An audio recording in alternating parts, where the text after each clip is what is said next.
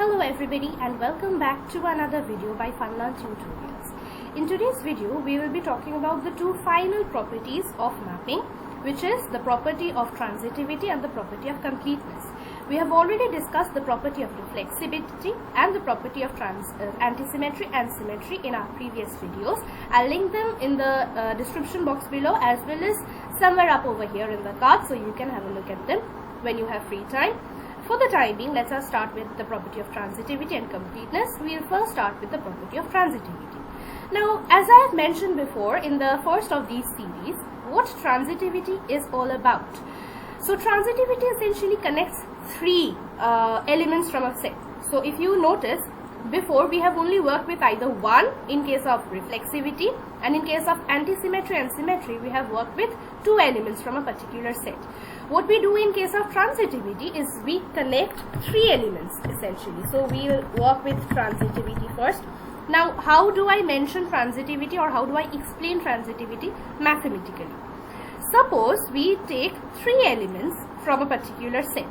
They have to be different sets, so different elements, or they can be different elements.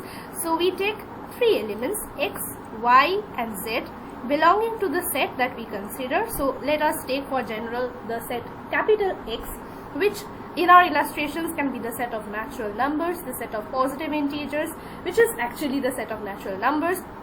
It can be the set of real numbers as well, depending upon the example or the sum that we are working with.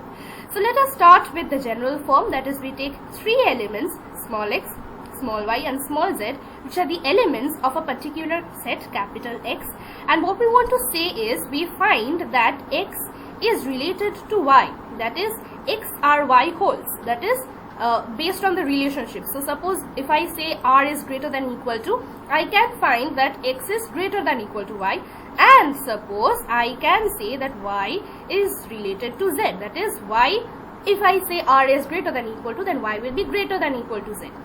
Suppose I find that these two relationships hold. Suppose I find that this is true, that is x related to y and y related to z.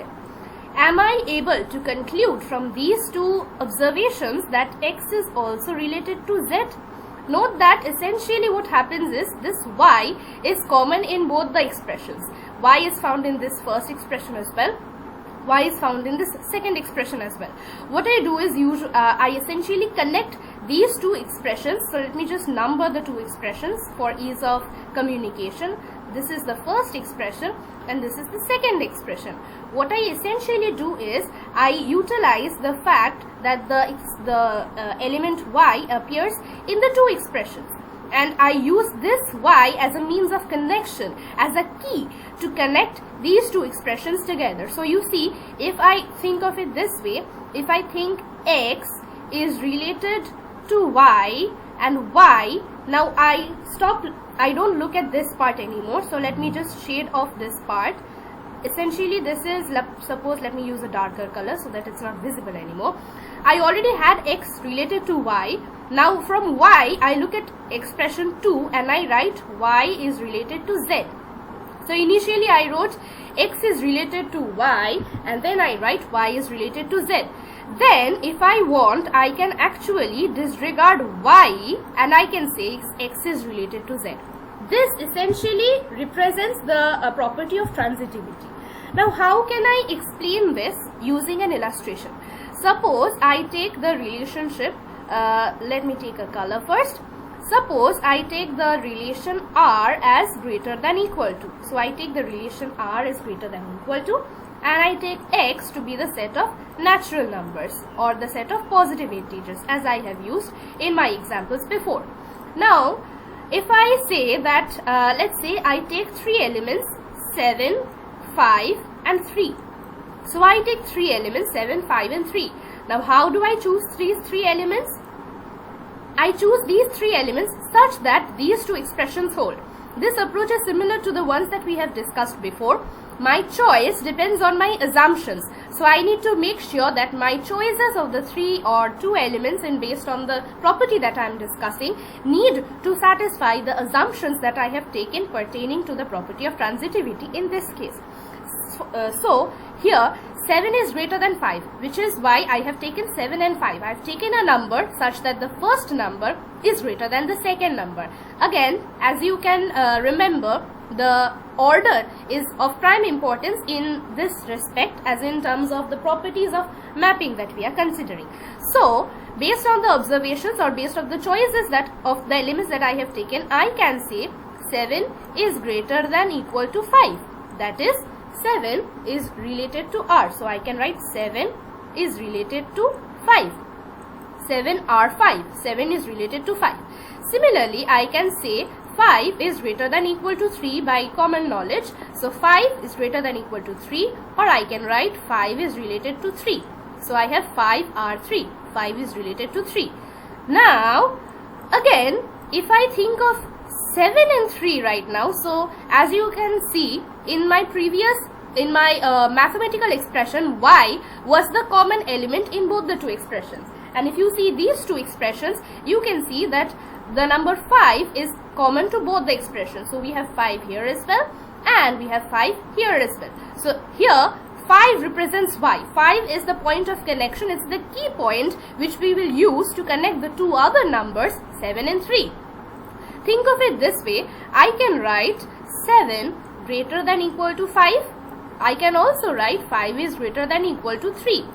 Automatically, I can write 7 is greater than equal to 3. So this expression essentially boils down from the two expressions that we had considered before. So I can write 7 is greater than equal to 3. That is, from the two observations 7R5 and 5R3, we can conclude 7R3. That is, from the two expressions XRY, YRZ, we can conclude that XRZ. When this happens, this of course does not always happen, but when this does happen, we say that the relation is transitive. The relation is transitive. So here we can say that the greater than equal to relation is transitive on the set of natural numbers. Now we move on to the property of completeness. The property of completeness is rather simple to understand, so we will discuss the property of completeness. Essentially, what it says is, suppose you take two elements x and y from the set that you consider. So you take two elements. You should, here the order condition is relaxed. Essentially, what I mean by that is, if you choose any two elements x and y from the capital X set, you should be able to write either x related to y, or you should be able to write y related to x, or in the weaker sense, you should be able to write both. That is, you should be able to relate one with the other in whichever way possible. That is, here you are relaxing the order condition. Now, think of it in an example format. So suppose I take capital X to be the set of natural numbers again for simplicity, and I take R to be the relationship greater than equal to. Choose any two numbers from the set of natural numbers, because I have taken X to be the set of natural numbers. You can choose any two numbers, 7 and 5. Or if you want bigger numbers, let's say you choose 15 and 32. Can you say 15 is greater than equal to 32? No, you cannot. You cannot say 15 is greater than equal to 32. So, you cannot say x is related to y. But, can you say 32 is greater than equal to 15? In this case, you can say 32 is greater than equal to 15. So, this holds. So, x or y does not hold, but y or x does hold. Which means at least one of these two relations hold.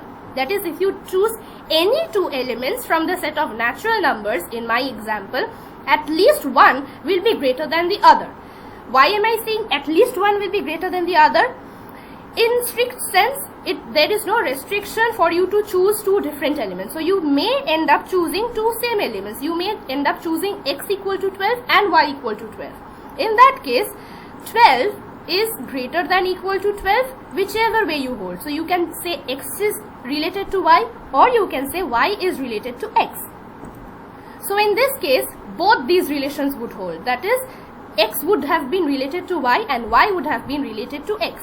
So at least one of them needs to hold. Both of them can hold, that is well and good, but at least one of them need to hold. If they hold, of course, by quote unquote need to hold, I mean to say that the relation will be complete if at least one of them holds. So if the relationship is complete, at least one of them will hold. There might be cases where this does not hold. In that sense, in that case, we will say that the relation is not complete. So if this situation holds, we say that the relation is complete. So the relation is complete in the set of natural numbers and when the relation is greater than or equal to. So that is essentially the property of completeness for a particular relation. And by that we come to the end of this series where we discuss the properties of mapping. So we have discussed the property of reflexivity, the property of transitivity and completeness in today's video, and we had discussed the property of antisymmetry and symmetry in our last video. In the next video, we will be discussing about certain examples so as to how to solve the questions when they come in our exams.